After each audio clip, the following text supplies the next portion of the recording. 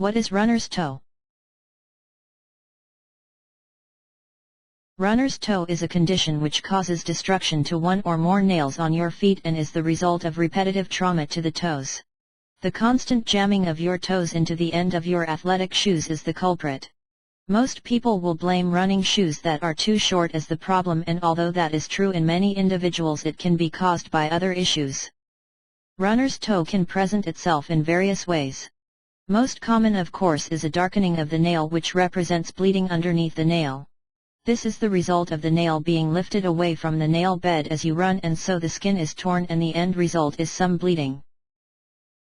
As with any discoloration of a nail, it is important to be aware of some conditions that may present as bleeding underneath the nail but may actually be some kind of growth underneath the nail.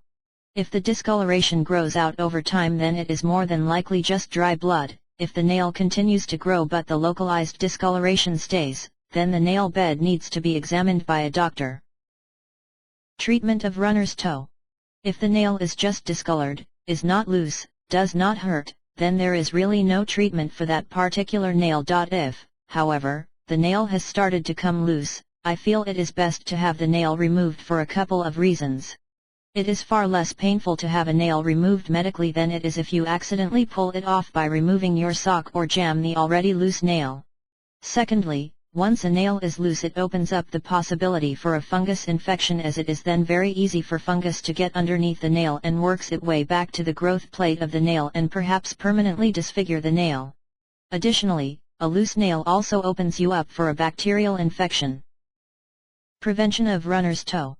Buying the proper sized athletic shoe. The obvious advice given all over the internet is to buy athletic shoes 1/2 to 1 size longer than you normally wear in an effort to reduce the jamming of the toes. What this advice fails to take into account is that shoes that do not properly fit you may end up causing other problems.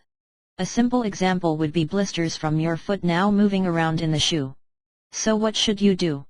Add a thickened pad of orthopedic felt underneath the tongue of the shoe.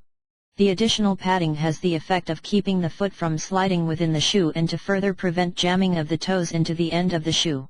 Lastly, keep your nails cut short. Read the complete article at www.foot-pain-explained.com/runnerstoe.html.